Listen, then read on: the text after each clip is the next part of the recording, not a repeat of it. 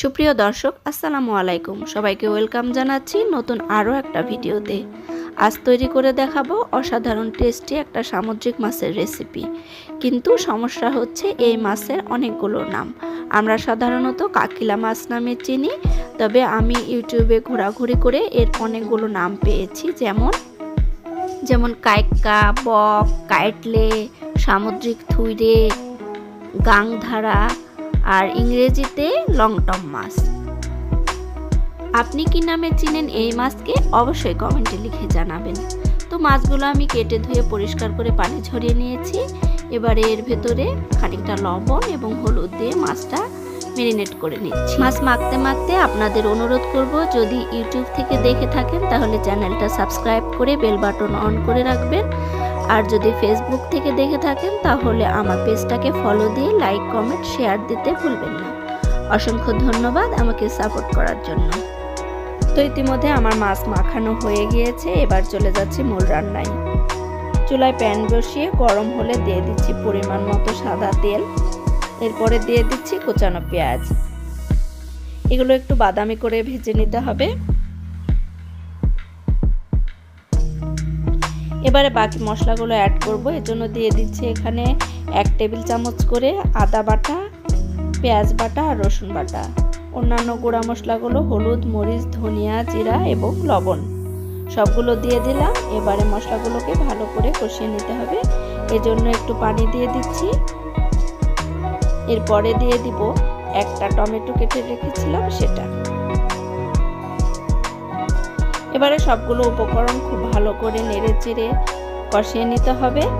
আর এর জন্য আমি একটা ঢাকনা দিয়ে ঢেকে রেখে দিচ্ছি কিছুক্ষণের জন্য। এতে করে টমেটোটাও সেদ্ধ হয়ে যাবে আর মশলাগুলো খুব ভালো করে কষানো হয়ে যাবে। আমি 3 থেকে 4 মিনিট মতো মশলাটাকে এভাবে ঢাকনা দিয়ে ঢেকে রান্না করে নিয়েছি। এতে করে কিন্তু টমেটোটা সেদ্ধ হয়েছে আর মশলার তেলও উপরে উঠে এসেছে। এতে বোঝা যাচ্ছে মশলাটা খুব ভালোভাবে কষানো হয়ে গিয়েছে। এবারে ম্যারিনেট করা মাছগুলো এর মধ্যে ঢেলে দিচ্ছি। এখন মশলার সাথে মাছগুলোকে খুব ভালো করে নেড়ে চেড়ে মিশিয়ে নিতে হবে। যেহেতু মাছটা আমি কাঁচা রান্না করছি, সেহেতু এভাবে একটু সময় নিয়ে নেড়ে চেড়ে কষাতে হবে। আর আপনারা চাইলে হালকা ভেজে নিতেও পারেন, তবে আমার কাছে মনে হয় এভাবে কাঁচা রান্না করলেই বেশি টেস্ট হয়।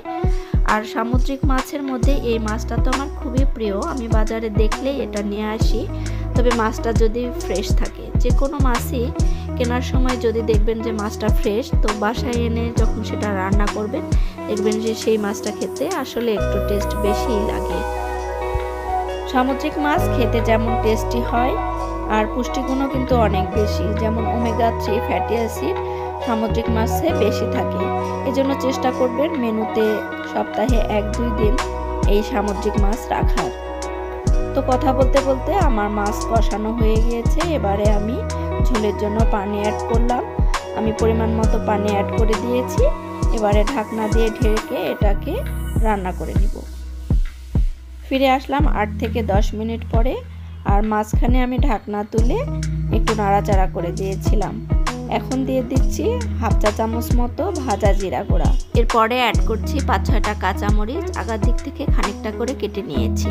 এতে করে তরকারি ঝোলের সঙ্গে এর ফ্লেভারটা খুব ভালো মতো বের হয়ে আসবে। একটু নাড়াচাড়া করে নিয়ে দিয়ে দিচ্ছি ধনিয়া পাতা কুচি। তো মাছ রান্না ইতিমধ্যে হয়ে এসেছে। আমি এবারে চুলাটা অফ করে দিব। অফ করে চুলার ওপরে রেখে দেব কিছুক্ষণের জন্য, এতে করে তরকারিটা আরও একটু মজে যাবে। তো দর্শক, এই ছিল আমার আজকের কাকিলা মাছের রেসিপি। কেমন লাগলো অবশ্যই কমেন্টে লিখে জানাবেন। দেখা হবে, কথা হবে নতুন কোনো রেসিপিতে। সে পর্যন্ত ভালো থাকবেন সবাই। আল্লাহ হাফেজ।